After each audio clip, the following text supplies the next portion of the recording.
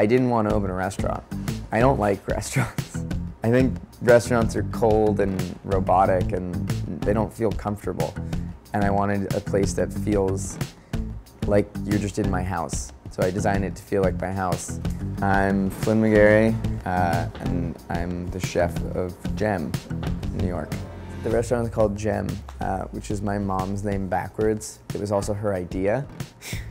I started by doing these dinners in my mom's house, so sort of an homage to what those dinners felt like and were, but also we're sort of hidden behind these trees on the little street that like you would walk down, you could walk right by it and not even know we were here. I started cooking when I was 10. I think probably the first memory of cooking I actually have was, it was like Mother's Day. And I was like, oh, I'm gonna make like brunch for everyone. And I made like chicken salad or something.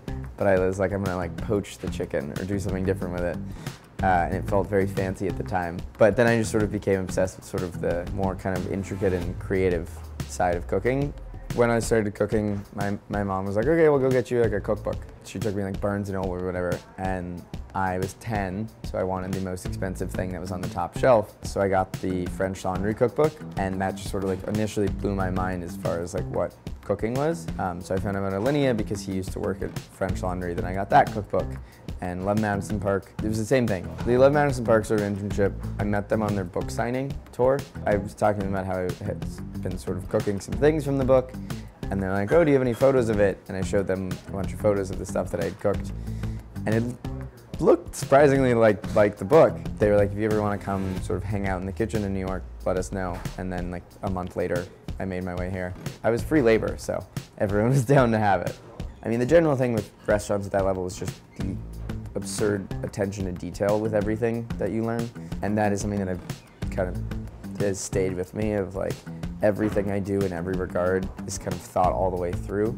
You're aware, yeah, nothing's gonna be perfect, but still having the strive for that helps you wake up way too early every day and go to bed way too late every day. The beet dish has been on the menu for like 3 years now. That's the only thing that won't leave. It was sort of inspired by this, one, a feeling that I hate beets, and two, this sort of want for giving someone the most savory, intense course on their menu is a vegetable. Trips a lot of people out intentionally. The best dishes are the ones that people are just like, I don't understand what that was, but it was delicious. I stopped going to school actually when I was like 15. I had a full-time job since I was 12. I've never really focused too much on like being like, I need to have like a normal teenage experience because I'm just have literally never had no desire to do that. My investors and everyone would not be super happy if I was just like, yeah, I'm gonna take some time off the restaurant to like go play video games. Like the issues and stuff and qualms and stuff that I deal with are those of someone who is definitely not 19. I knew everyone was always gonna talk about my age, and like, do I love that? Not really, but it's something that I always knew I was gonna have to deal with if I wanted to do this. Being young definitely sort of helps you get a lot of opportunities, but then once you get those, people seem to have much higher expectations for what you can do than that of a normal person regardless of their age. A big thing for me is sort of dealing with having to pull back from the actual cooking myself and focus more on the bigger picture. I'm a control freak in every regard. There's not a single thing in this restaurant that I will let go by without me looking at it. It's a blessing and a curse.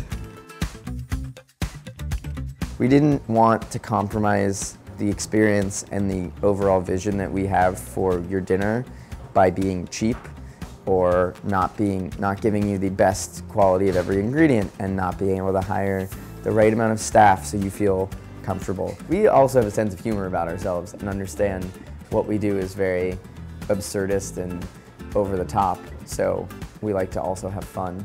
We spend literally 18 hours a day together, 6 days a week, so I have to like them, so I could not hire people that I don't like because I would just hate it. For so long, this has been the goal, and now that I've kind of reached this point, it's sort of the restaurant dictates what's next, and I'm just sort of along for the ride. I did go to Coachella a couple of years ago to cook, but was not a fan.